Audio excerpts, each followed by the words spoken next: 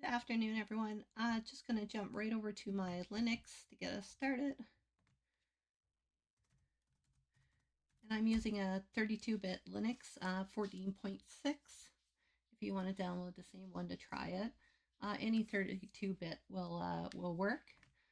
So what I'm going to cover today is I wrote up this small overflow introduction to overflowing a variable, and I'm going to use this in between stack creation and vanilla buffer overflow. So this is sort of segue into that. So basically, it's just a small C program with two arguments, uh, just with the input argument. Uh, we basically have an integer which is set to 0 and a buffer of 64 bytes. strcopy doesn't do bounds checking, so it's vulnerable to buffer overflows. So what we're going to do in this one is have a look around for the I variable and find a few other things within the stack size, the EBP, where the arguments are, find I and overwrite I. And once we overwrite I, then we get the you have completed this challenge, the variable is overwritten. This is compiled with no depth protection. ASLR was turned off. I showed how to do that in another video. We're going to get into the more advanced stuff next week. And no stack protector as well, which prevents stack smashing. And that's basically what we're going to be doing in this one. So let's jump right into our terminal where we love. Okay. Let me go to my desktop. Ukraine folder, and GDB. I always put a Q on because it gets rid of the comments at the beginning. Q, and let's do overflow. Okay, perfect.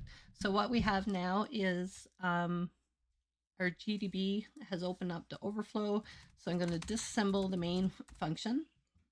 And here we go. Here's the main.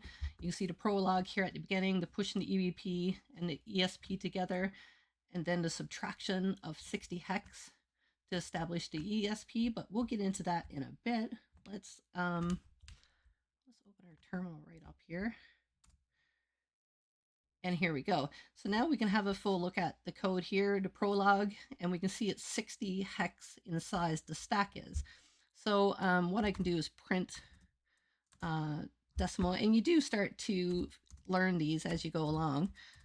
Print decimal 60 is 96 bytes. So then I would do 96 divided by 4. That gives me 24 words. So how things are stacked together, I've mentioned this in other videos, is in words or 4-byte sections within the stack. So we have 24 words in hex.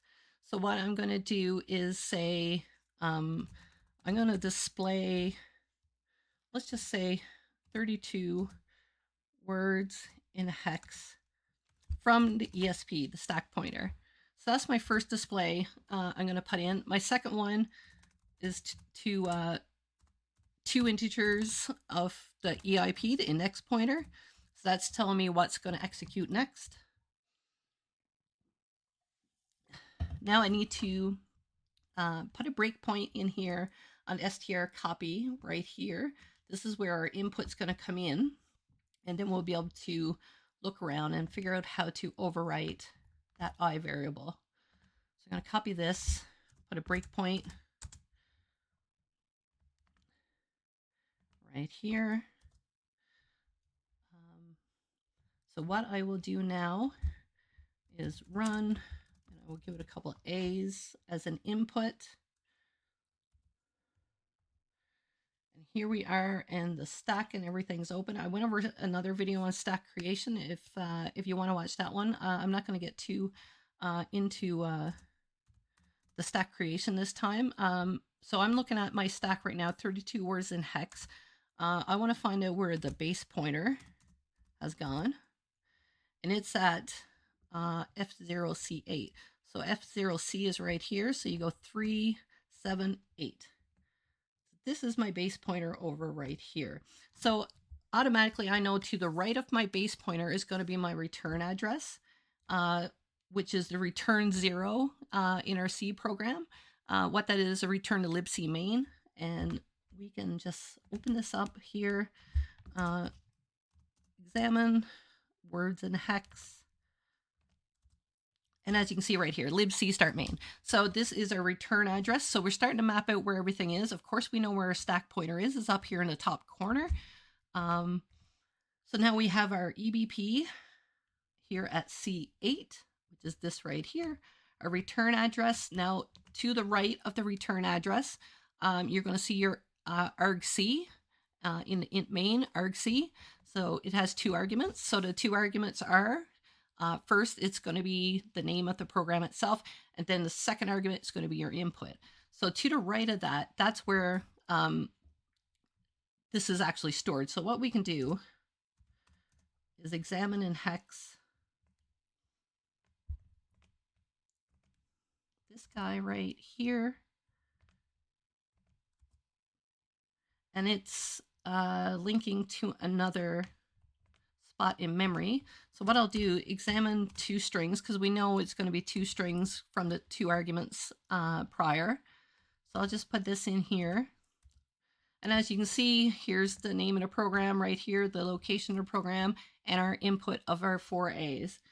So that's that. So what I'll do now, we know where everything is.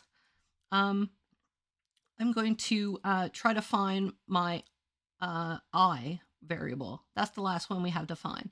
So I'm going to print and hit the N button, and then the I. Whatever variable, you just hit N and I, and it'll show you that variable.